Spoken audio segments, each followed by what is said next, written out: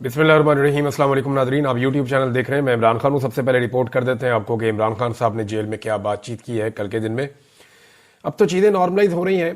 पहले इमरान खान साहब को बहुत ज़्यादा रिपोर्ट इसलिए करना पड़ता था कि बाकी मीडिया इमरान खान को रिपोर्ट नहीं करता था, लेकिन अब अच्छी बात यह है कि आहिस्ता आहिस्ता जो तमाम मीडिया चैनल्स के सोशल मीडिया अकाउंट्स हैं वहाँ पर इमरान खान साहब को रिपोर्ट करने की इजाज़त खुली और अब पाकिस्तान के टेलीविजन के ऊपर भी खुलकर इमरान खान साहब का नाम लिया जा रहा है।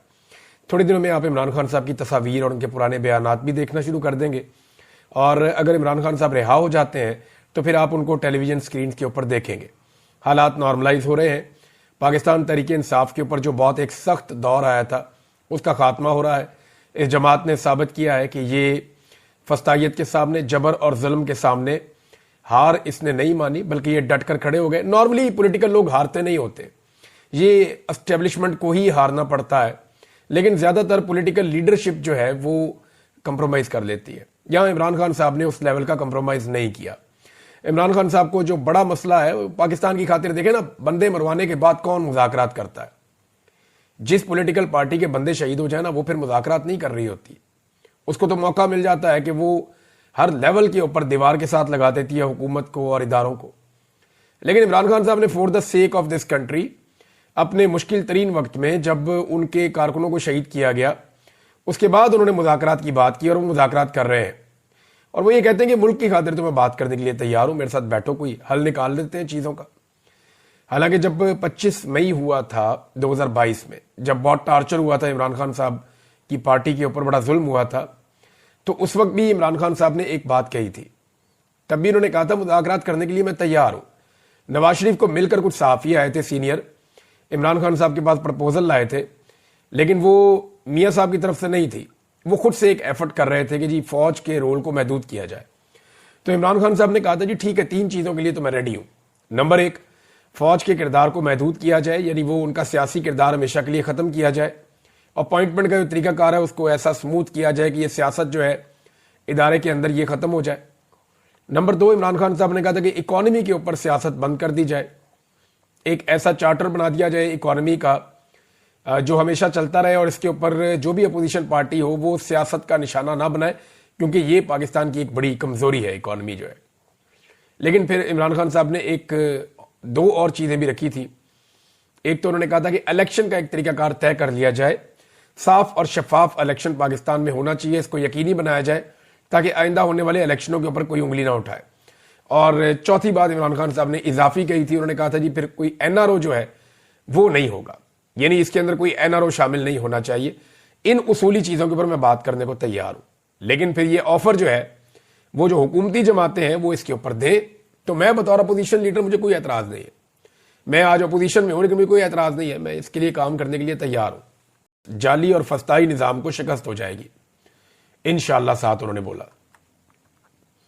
इस आमराना दौर में शख्सी आज़ादियों के खात्मे, बुनियादी कानूनी हुकूक की पामालियों और इदारों की तबाही ने मुल्क के न सिर्फ समाजी और सियासी निज़ाम बल्कि कानूनी और माशी निज़ाम को भी दरम बरम कर दिया है। जिस भोंडे अंदाज में खालिद खुर्शीद को 34 साल कैद की सजा सुनाई गई, उससे साबित होता है कि मुल्क में रूल ऑफ लॉ का खात्मा हो चुका है और गैर एलानिया बदतरीन आमरीत का राज है। यानी इलेक्शन कमीशन ऑफ पाकिस्तान की तौहीन करने या उसको धमकी देने के ऊपर, किसी को धमकी के ऊपर कैसे 34 साल कैद की सजा हो सकती है? उम्र कैद भी 14 साल की होती है, या तो फांसी हो जाती है या उम्र कैद हो जाती है। उम्र कैद भी जो है वो 14 साल की होती है। यहां एक जज ने 34 साल की सजा सुना दी है, तो कैसे हम इस अदलिया को आज़ाद अदलिया कह सकते हैं? इमरान खान ने कहा कि वकला तहरीक से पहले भी हम फौज की सियासत में मुदाखलत के खिलाफ भरपूर तनकीद करते थे, लेकिन तब कोई एजेंसी अपने शहरियों को इस तरह नहीं उठाती थी और आईनी अदालत बनाकर पूरी अदालती निज़ाम को तबाह कर दिया गया है और काजी फायजीसा की बाकियात को अदालती निज़ाम का कब्जा दे दिया गया है ताकि काजी की रवायत बरकरार रखते हुए अदालती फैसले GHQ के जेर असर करवाए जा सकें। मेरे खिलाफ पिछले साल भी 4 गैर कानूनी फैसले दिए गए थे। सोमवार को अलकादर केस का फैसला भी वैसा ही तवक्को कर रहा हूं। यानी पीर को फैसला आना है इमरान खान साहब के खिलाफ, क्योंकि जेल का ये रिकॉर्ड है कि जेल में जितने भी फैसले आए वो इमरान खान साहब के खिलाफ ही आए। अब ये फैसला इमरान खान के हक में तो आ नहीं सकता, शवाहिद तो है नहीं, सबूत भी है नहीं, لیکن جج نے جب جیل جا کے ٹرائل کرنا ہے عمران خان صاحب کا تو اس نے پھر تو سزا عمران خان صاحب کو ہی دینی ہے نا، کیونکہ نظام عمران خان صاحب کا دشمن ہے۔ لیکن اس وقت نظام پھنسا ہوا ہے کہ اس آدمی کو باہر کیسے نکالنا ہے، یہ بھی ایک پرابلم ہے۔ اور یہ پرابلم کا جو ریزن ہے وہ یہ ہے کہ جو بائیڈن کی سپورٹ پیچھے سے ہٹتی جا رہی ہے۔ جو بائیڈن کی سپورٹ ہٹنے کا مطلب، جب میں کہتا ہوں نا آپ کو کہ جو بائیڈن کی سپورٹ ہٹ رہی ہے، اس کا مطلب ہرگز یہ نہیں ہے کہ ڈونلڈ ٹرمپ آئے گا اور آ کر کہے گا عمران خان کو جیل سے باہر نکالو، ایسا نہیں ہے۔ اس مداخلت کے تو ہمیں خلاف ہونا چاہیے کہ کسی کو جیل میں ڈالنے کے لیے یا نکالنے کے لیے امریکنز کا یا دنیا کے کسی بھی ملک کا کوئی رول نہیں ہونا چاہیے۔ لیکن انسانی حقوق کا معاملہ جو ہوتا ہے وہ کسی بھی ملک کا اندرونی معاملہ نہیں ہوتا، وہ ایک بین الاقوامی معاملہ ہوتا ہے۔ اس کے اندر کوئی بھی بات کر سکتا ہے۔ جیسے آپ دنیا کے کسی بھی ملک میں کوئی بھی ظلم ہوتا ہے تو اس کے خلاف آپ بات کر سکتے ہیں، یہ آپ کا حق ہے، کیونکہ وہ انسانی حقوق کا معاملہ ہے۔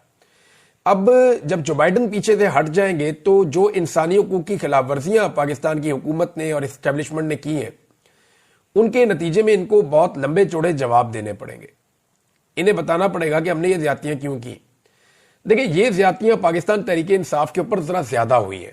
اس سے پہلے یہ زیادتیاں پی ایم ایل این کے اوپر بھی ہوتی رہی، مشرف دور میں زیادہ دور کے اندر پیپلز پارٹی کے اوپر بھی ہوتی رہی ہیں، اور جماعتیں بھی اس قسم کے عطاب کا نشانہ بنائی ہیں۔ بہت کم جماعتیں ہیں جن کے ساتھ اس طرح کا ظلم نہیں ہوا، وہ ہمیشہ سے کہیں نہ کہیں اسٹیبلشمنٹ کے ساتھ اپنا مارجن کریٹ کر کے رکھتی ہیں۔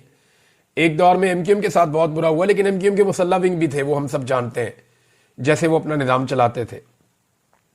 لیکن وہ بنے بھی کیسے تھے یہ بھی ہم جانتے ہیں، ان کو بنانے والے کون تھے یہ بھی ہم جانتے ہیں۔ تو دودھ کی دھلی ہوئی پاکستان کی اسٹیبلشمنٹ نہیں ہے۔ آپ کوئی بھی پاکستان کا معاملہ اٹھاتے ہیں، کہیں نہ کہیں جڑیں جا کر یہاں پہ اسٹیبلشمنٹ کے ساتھ مل جاتی ہیں۔ اب معاملہ یہ ہے کہ ٹرمپ کے آنے سے تو عمران خان صاحب نے باہر نہیں آنا، جو بائیڈن کے جانے سے جو انسانی حقوق کی خلاف ورزیاں پاکستان نے کی ہیں ان کا جواب مغرب کے سامنے دینا پڑے گا۔ جواب کیوں دینا پڑے گا؟ اس کی وجہ یہ ہے کہ پاکستان اپنی واحد جو منافع بخش ٹریڈ ہے وہ مغربی ممالک کے ساتھ کرتا ہے۔ چائنا کے ساتھ تو ہم خسارے میں فی الحال کرتے ہیں، یا انڈیا کے ساتھ بھی آپ کی ایسی ٹریڈ نہیں ہے، سینٹرل ایشیا میں بھی آپ کی کوئی اتنی اچھی تجارت نہیں ہے۔ جو آپ کی منافع بخش تجارت ہے وہ آپ کی یورپ کے ساتھ، امریکہ کے ساتھ ہے۔ اس میں آپ پیسہ اور ڈالرز کماتے ہیں، پاؤنڈز کماتے ہیں، اس میں آپ یوروز کماتے ہیں، تو اس سے پاکستان کو پیسہ ملتا ہے۔ اب معاملہ یہ ہے کہ ان کو آپ ناراض نہیں کر سکتے، اور آپ نے وہ سارے کام کیے ہیں جو ان معاہدوں کی خلاف ورزیاں ہیں، جو معاہدے آپ نے یورپی یونین کے ساتھ یا مغربی ممالک کے ساتھ کر رکھے ہیں۔ آگے جناب عمران خان صاحب کہتے ہیں کہ ملٹری کورٹ جیسے فیصلوں سے پاکستان میں قانون کی حکمرانی کا خاتمہ ہو گیا ہے۔ جس ملک میں قانون کی حکمرانی نہ ہو وہاں کوئی سرمایہ کاری کرنے کو تیار نہیں ہوتا۔ پاکستان میں اب بھی گروتھ ریٹ 0 ہے۔ جب معاشی ترقی ہی نہیں ہوگی تو نہ ہم قرضوں سے نکل پائیں گے اور نہ ہی بے روزگاری کا خاتمہ ہوگا۔ پاکستان کے فیصلے پاکستان میں ہی ہوں گے۔